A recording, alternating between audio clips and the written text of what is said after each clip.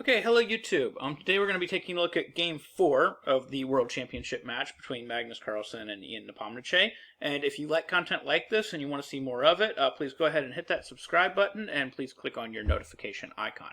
So today's game started out with e4, e5. Magnus Carlsen was playing the white pieces, Ian Nepomniachtchi was playing black. And it continued with knight f3, and then knight f6 is what we call the Petrov's defense, or also known as the Russian game.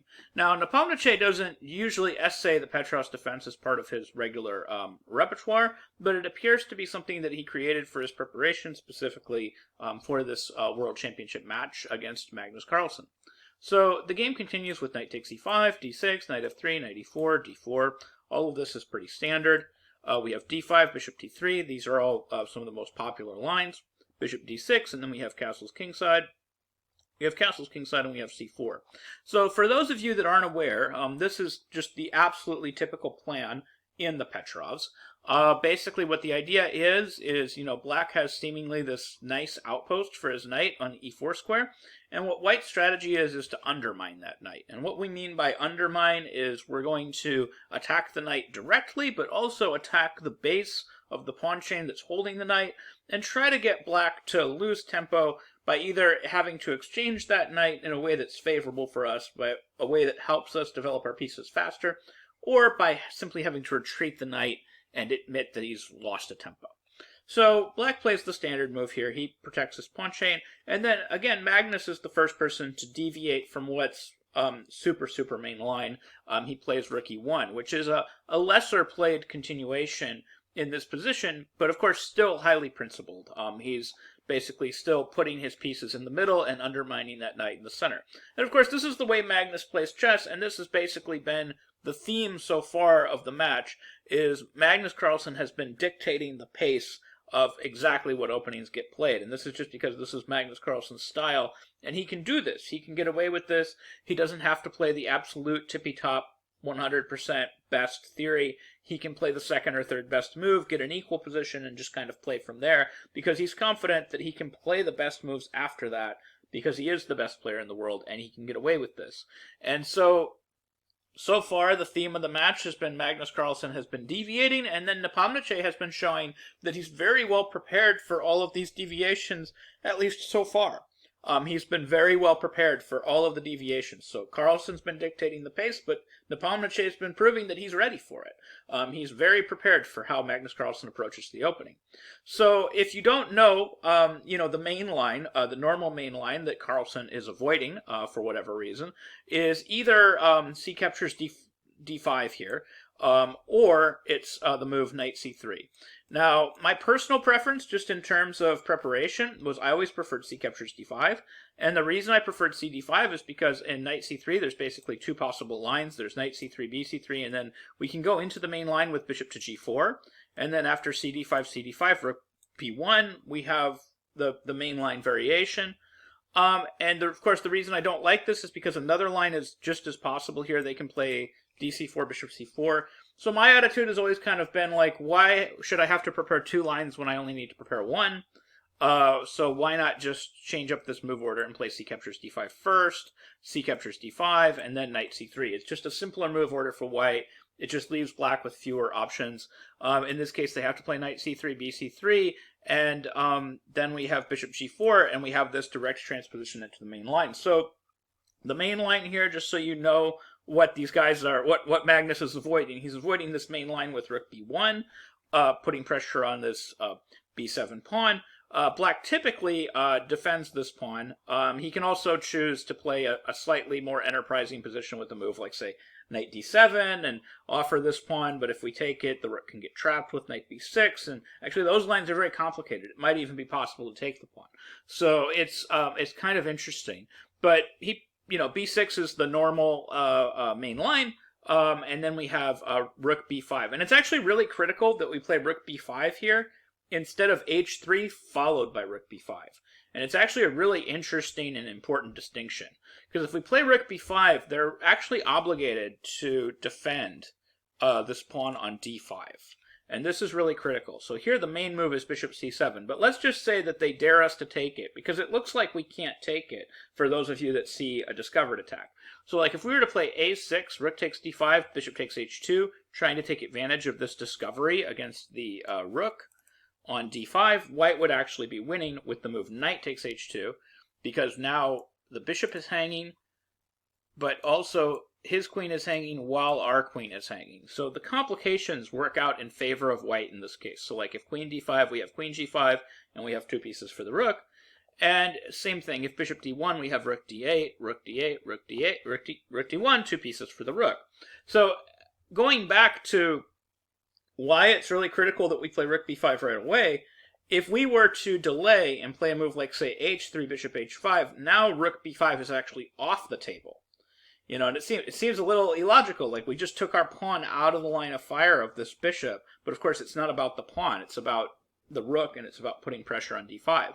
So if we played rook b5 here, they could play a6, and we cannot take that pawn on d5.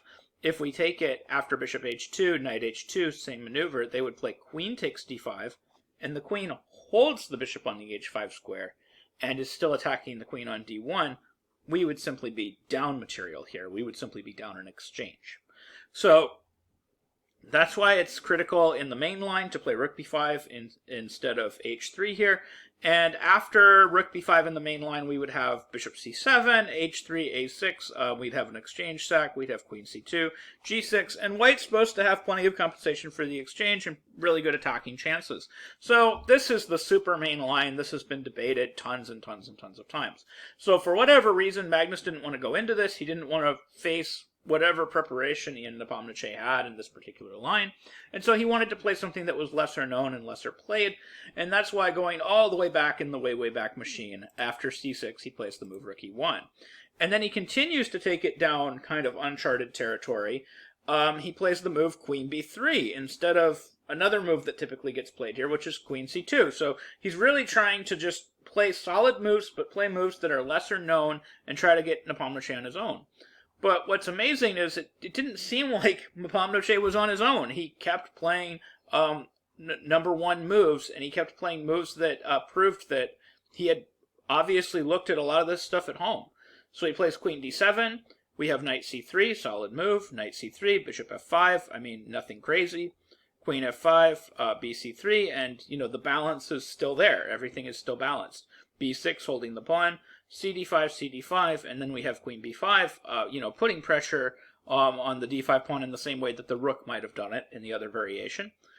Queen back to d7, and of course we can't play queen d5 because we have bishop to h2, so we have to be cautious about that. Instead, Magnus holds his queen with a4, and he's just trying to get this very slight bind after a takes b5. He's trying to get this bind on the a7 pawn. But Nepomniachtchi proves that he'd looked at this. He'd looked at this at home. He plays immediately a5, which has to be home preparation. There's no way that you're playing this move and you're playing it so quickly without some sort of home preparation, because of course there's the possibility of captures en passant. You're going to get left with 2 very kind of loose-looking pawns, and he clearly knew that that wasn't the best idea.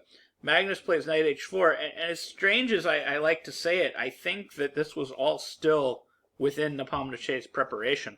Part of this is just because of the way modern computer preparation works. If you're looking at this on your computer at home, and you know Stockfish or whatever engine you're using is shooting out knight h4 or some other move as their top pick, if your opponent sees it, if you see it, it's likely your opponent sees it. So even if this position has never come up in tournament practice, it's likely part of both players' prep. And so Nepomniachtchi continues with g6 and then g4. G4 is really, really clever. This is like a standard type of Magnus idea. He's playing for a very, very slight pull in this somewhat static kind of level position. The main problems that black has in this position is it's difficult for black to complete his development because this pawn is kind of haranguing this knight. Also, these pawns on b6 and d5 are kind of weak, and he's got a lot of weak dark squares that he can maybe land his pieces on. So g4 is actually really, really clever. I mean, one of the things he's trying to do is at some point he wants to play g5 and really nail down you know, these dark squares and create some serious threats and try to get in there with his knight. And Nepomniachtchi just responds perfectly every single move. Of course, he plays the natural move, knight g2, again, following this kind of tricky idea of maybe eventually bringing this knight to e3, targeting d5, eventually playing g5, and then swinging into g4 with the possibility of coming to f6. So very scary way of pressuring the position from Carlsen, but then just very accurate play. Rook FCA clearly showing that Nepomniachtchi is still in his preparation. He's not afraid of Carlsen's ideas. He just keeps going. And then, of course, we have instantly bishop f4, and then instantly bishop takes f4, showing that he's looked at this at home. Because if you haven't looked at this at home, this is terrifying.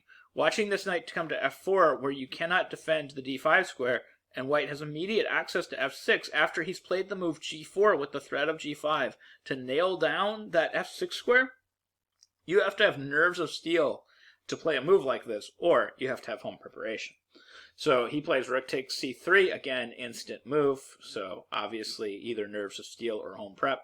We have knight takes d5, we have rook to d3, the computer perfect move, and just to show you how dangerous a move like this is, rook e7 is the idea. So the idea is we play rook e7, and then after this knight moves, we're going to be playing knight to f6. So, I mean, this is terrifying. And he just shuffles the knight. He plays, if you were to play something like rook d8, you're losing to rook d7, knight f6 check.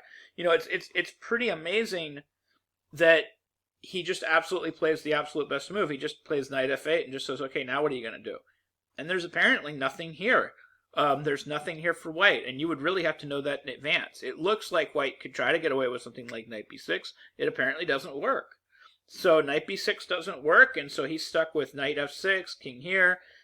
He shuffles a little bit. He plays d5. Of course, this pawn can't be taken because we're going to play knight f6 check and pick up the rook. So Nepomniachtchi again plays the best move. He starts putting pressure on Magnus's position with a4, a3. And what this is going to do is this is going to obligate Magnus to just repeat moves at some point over here, even though he's got a great position with his knight and his pawn, and he's got a little bit of pressure.